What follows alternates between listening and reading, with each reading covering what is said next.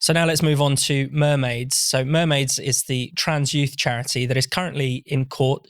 It's taking the LGB Alliance to court in order to try and strip it of its charity status. People who don't know, the LGB Alliance campaigns for the rights of same-sex attracted people.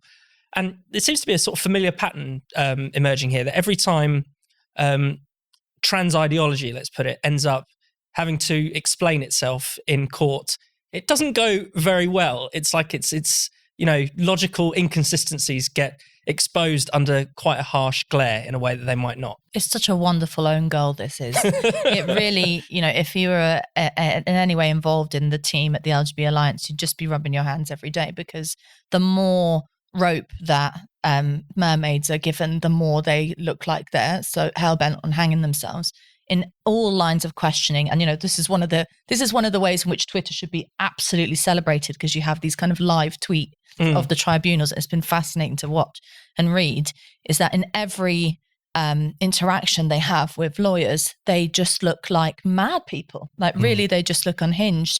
On the one hand, it's baffling because this is an organization that is obviously, has a reputation for having a certain kind of expertise in this area, and it gives out lots of advice to particularly young people who they say are struggling with gender identity issues, who now are in court. Its representatives are continuously saying, we're not an expert, we haven't read the CAS review, we don't know anything about this, I don't know about medicine, all the stuff that reveals them as I guess not really knowing their brief. And that's on the one hand.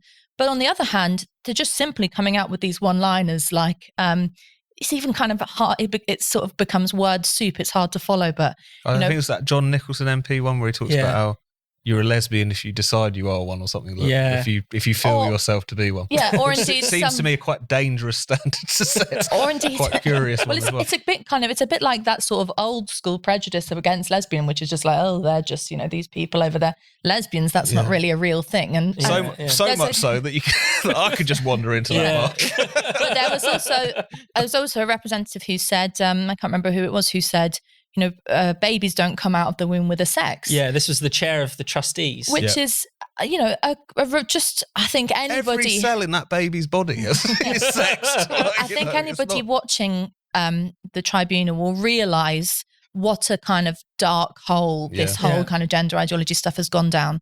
And you would be forgiven for thinking this is just what a kind of weird spat in between this sort of world of sex politics and gender politics and all of that. But it's actually very important, because the thing about Mermaids is they have such influence, they have such real world influence on individuals as well as organizations, that it is just a wonderful thing that they're being taken apart in public. And such high level support from the likes of Prince Harry, from Alexandria Ocasio-Cortez in the US. Who I guess a lot of those people are, if they're watching the tribunal, they're realizing stuff about this organization that they didn't know. Or just realizing things about the ideology more broadly that is, let's be honest, is shared by a lot of these organizations rather than, caused by one of them. Tom, one of the interesting comments was this idea that it's transphobic to essentially be attracted to someone of the same sex and to exclude a trans person from your dating pool. I mean, what have you made of that? That was put forward by one of the expert witnesses. Well, and that's one of the things that the kind of LGB Alliance side in this particular tribunal have been very good at teasing out, which is essentially the quite troubling implications of this form of trans ideology for same-sex attracted people.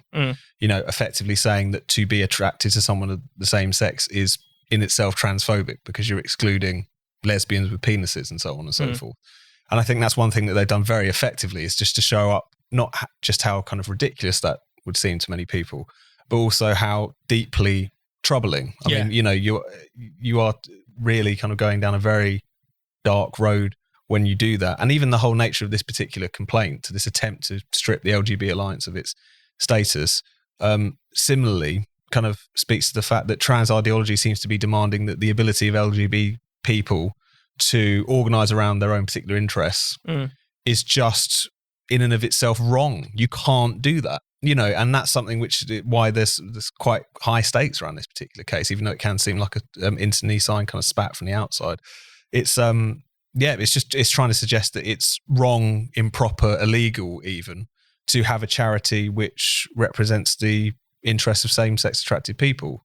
And that doesn't seem to me to be a particularly progressive side. And this is the trend that we see with gender ideology. It's not just the question of, the issue of, for example, puberty blockers with kids that obviously is quite relevant to Mermaids, or other controversies around the fuss about gender ideology. But it is this fact that these people who are involved in activism around destructing the whole notion of sex aren't just interested in putting forward their own point of view. They're saying women can't do their thing when they want to, swim in Hampstead ponds alone or any of these things. They can't even use the word woman. Yeah, they can't. You can't organise around sex-based things. You can't organise around lesbian, gay, and bisexual things. You have to follow our dogma. And I think that kind of brings home another level of the way in which this is all based around a kind of very censorious approach to debate. In fact, they actually say explicitly that debate about this issue is transphobic in and of itself.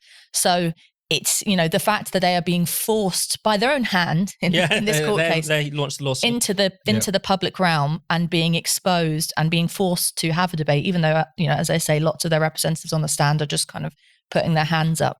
I think will go some way to, it's the same with the Alison Bailey case, will go some way to, I think, shining a light on this area that has been so protected and kind of bubbled from any kind of scrutiny. I did just want to bring it back slightly to the silliness, just because you mentioned the Alison Bailey case.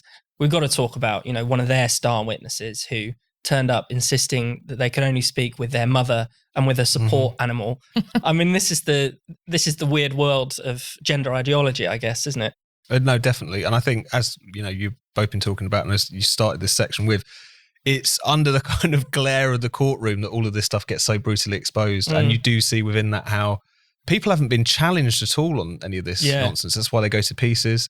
You often feel like some of these people who are invited, not necessarily from Mermaids itself or from Stonewall itself, but perhaps just kind of well-wishers or people who are called to back them up, they don't seem to know what it is they're supposed to believe either. They've just sort of bought this very unthinking idea that this is this very progressive organisation, and therefore I trust it implicitly, whatever it says.